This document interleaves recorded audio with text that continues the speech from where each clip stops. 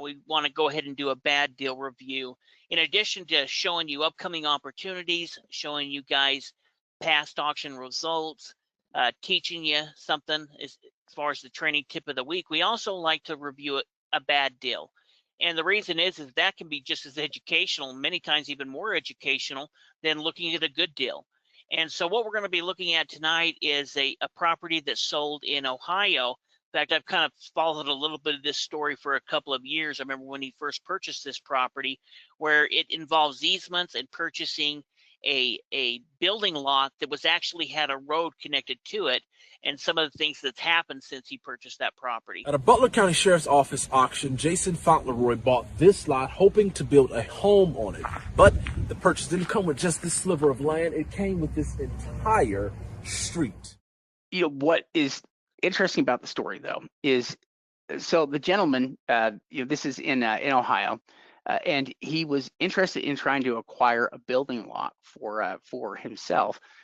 And he saw this property in the sale and believed, you kind of see the open lot that is that's here, which was what he believed that he was holding. Now, he was picking up or buying. Now, I'm not sure. I still haven't been able to clarify yet if he was looking at a GIS and it showed the entire street there that was included with it as well, and not just the lot. But in reality, what this lot, it's shaped kind of like an L, or at least it goes down and follows the road. And so not only does it include the building lot here, but it includes this road as well that he bought. He paid $5,000 for this property when he bought it, looking for, again, a lot that he could maybe build something on someday.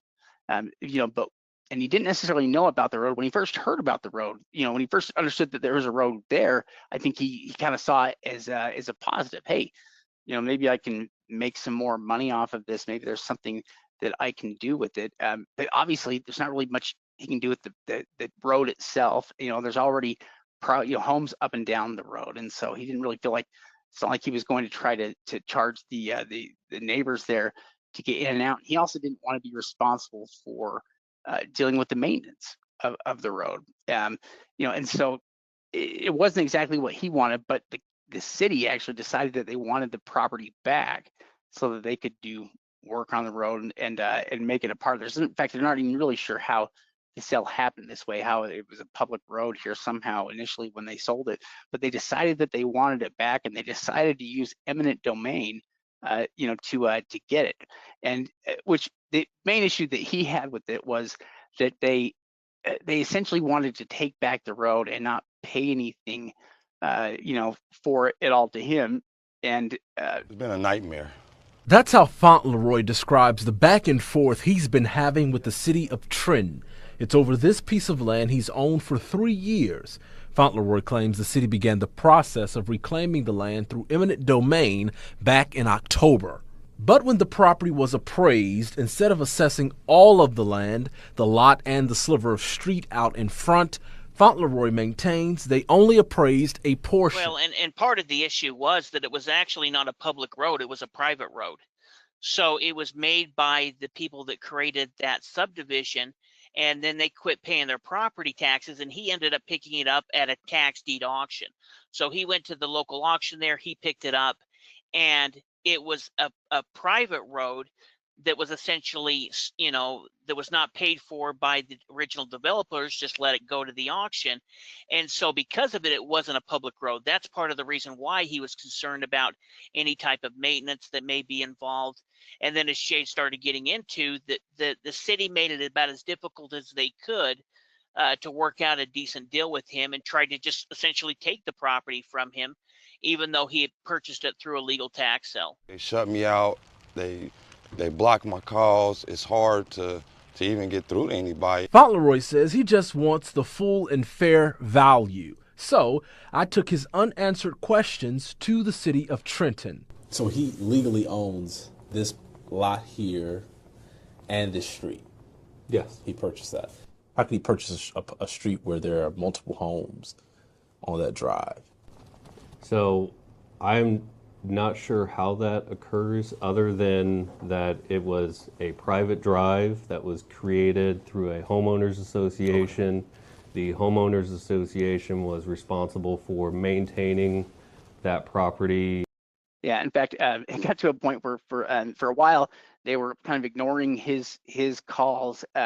We think that what ended up happening in the end was they subdivided the property so that they could split up the lot that he originally wanted there from the rest of the lot. So he still has his lot, and then they paid him, we think, $1,000 for the lot itself.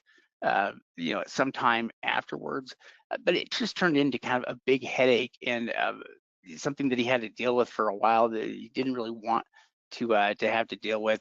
And Trend City Manager Marcos Nichols says the city's actions are a result of contentious conversations. If you purchase the street in addition to the lot, why is the lot only being assessed for property value in this eminent domain litigation? So I cannot speak to the appraised value. The thought process with the appropriation process is to convert the private drive to a public roadway, which the city would then be responsible for maintaining and owning. But beyond that, though, he made money on it, and it worked out okay. But it just does go to show you that even if something looks like it may be, an opportunity, when it's something like a road, there's almost always going to be a headache attached to it. There's almost always going to be complications or problems that are there, just because we want to stick to properties that are traditionally usable, meaning that we're dealing with nice either building lots or we're dealing with good improved properties. But what we don't want to deal with is junk land, or land that we couldn't sell, and roads always kind of qualify like that. Treat people fair. Don't just take advantage of someone because they don't have the means of getting an attorney. In Trenton, Jay Shakur, WCPO 9 News. Yeah, in fact, if you look at that photo right there, you can see that there's 6 homes right there, and there's that one empty lot. So it was kind of a contractor that was able to subdivide that, but the road never got transferred over to the city, and so it was kind of a private road that everyone was using, but it was connected to that lot that he ended up purchasing. So it ended up being quite a bit, a pretty big headache for him to be able to purchase it. And when you look at it like that, you could kind of see how that could happen, where it wouldn't necessarily be a public road at that point if some developer just developed it and kept that piece of real estate within their company name. Yeah. So it's kind of an interesting sale, and also something that happened to somebody that was new. And this guy was not a professional investor. He was just a local there that came across the sale and thought what might be an opportunity there to acquire a piece of property, some kind of a building lot, but just turned into a little bit more of a headache than that.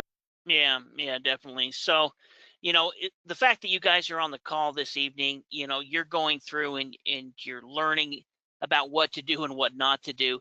If you go through the 3 stages of due diligence that we talk about within our membership, you're going to be able to see these things before. In fact, really stage 1, as we're looking at the GIS map, should be able to kind of help eliminate a lot of these easement type properties. And as we get into stage 2, we can look at the deed and see, is there actually an easement attached to it as well? So in addition to all of the good properties that we can purchase out there, there's also risks that are going to be involved. And we want to make sure that you guys understand those risks and know what to do when you see them. We essentially just avoid any of those type of properties.